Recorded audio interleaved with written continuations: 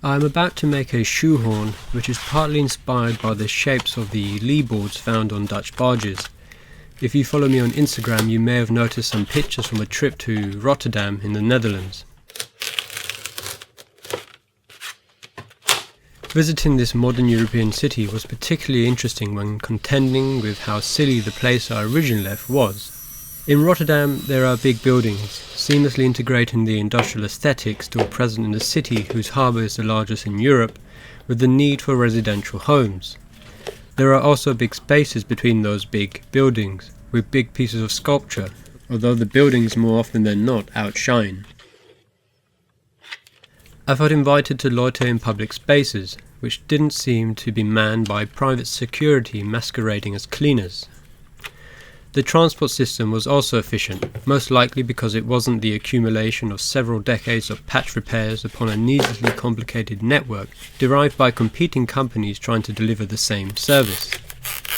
Rotterdam reminded me of East London, of what it could be if only it existed in a society without the soap opera EastEnders, a popular television programme in the UK whose entire cast have criminal records, and which has for decades helped perpetuate the still popular Victorian myth that the poor are in some way sinful.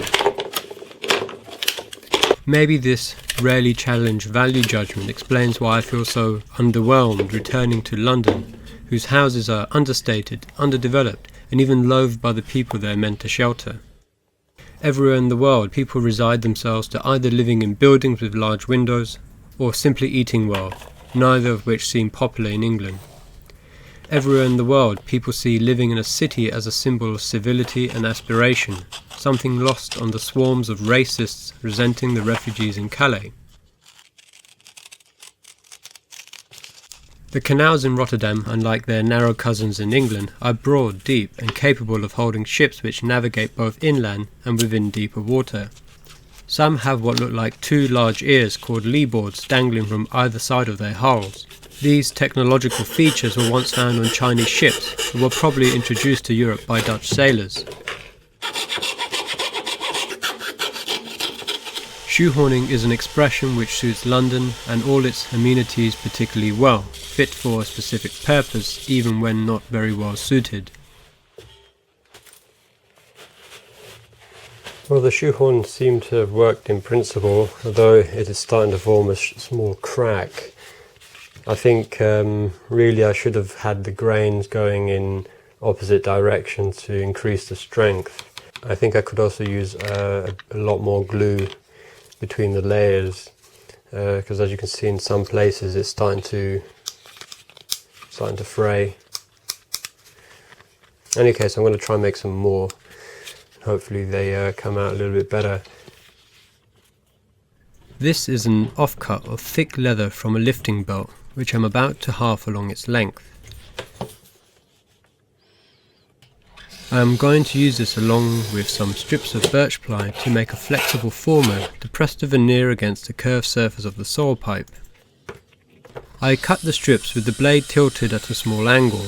I think this was 15 degrees but could easily be a lot less.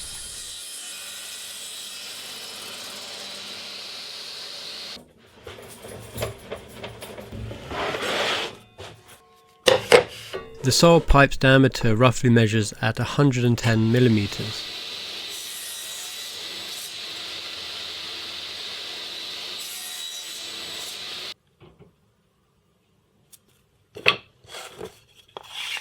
After planing the edges of the strips to clean up the individual pieces, I screw the leather to the birch ply using cup washers to hold everything in place. The gaps between each piece is a little less than a millimeter, which I'm measuring by eye, but you could use some paper folded over a few times. I am also nipping the ends off my screws because I've run out the correct length.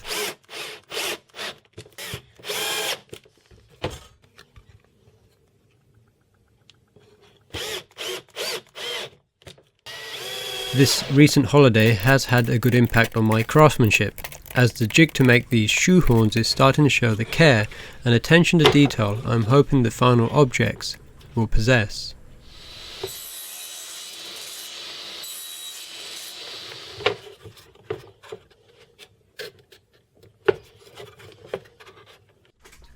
I'm cutting two handles to fit at the end of the leather strips, which will allow me to apply clamping pressure to the jig. It took a little while to decide on how these would fit, and ideally the leather could have been a little bit longer.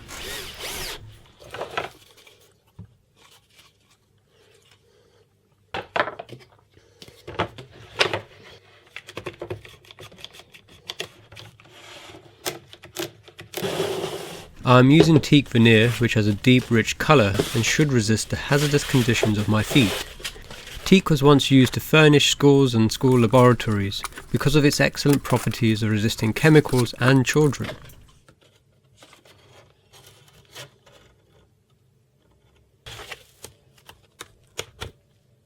This veneer is a little thicker than the stuff I used in the first attempt, and I am applying a lot more glue between the 5 layers.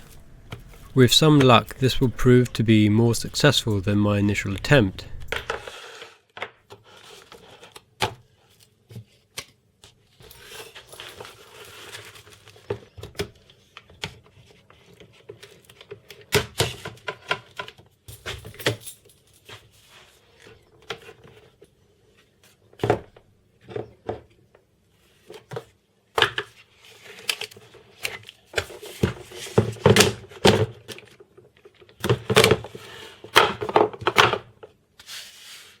I'm not sure if you can see this on the camera, but the individual runners on the clamp have actually indented on the veneer, so it actually feels quite hexagonal.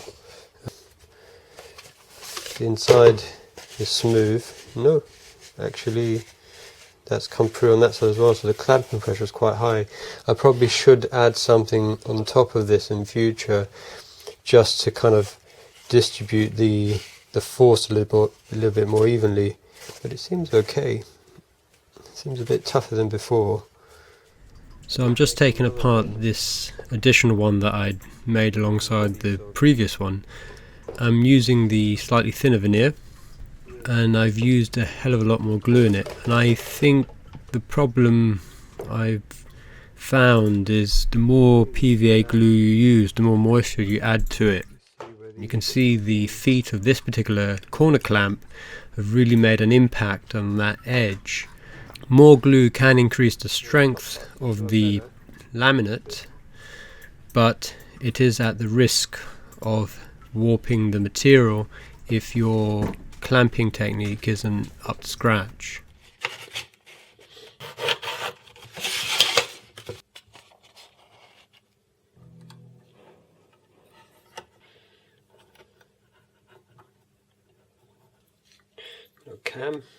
I'm using this nifty coping saw to cut out the shape, which I then sand on the horizontal belt sander.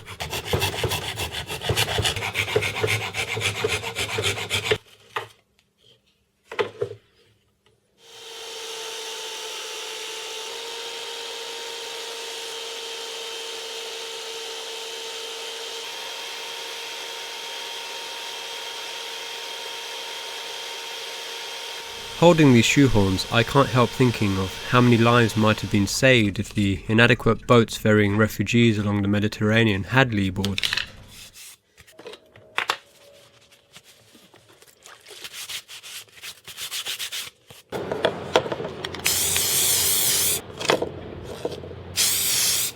I'm using several coats of spray lacquer to finish off the object. So you can really see the shape just from the reflection of the light. It's actually quite cool. Now the last thing I'm going to do after several coats of the lacquer is I'm going to take a bit of this emery paper, a bit wet and dry. It's obviously very wet now. I like to keep a few pieces just submerged in water all the time. It's a kind of tip from the automotive industry. Just means the paper's always ready to go. I'm just going to get rid of some of those high points without kind of affecting the finish too much. So this is a quite tactile object. It's nice to know that it's going to feel nice in the hand. You're probably thinking this end is probably quite wide, but maybe it's a his and hers shoehorn. You've got the one end, which is for the man's broad foot, and then the other end, which is for the lady's petite foot, although it's not always that way. I'm not going to pander to gender stereotypes here. Sometimes it works the other way around as well.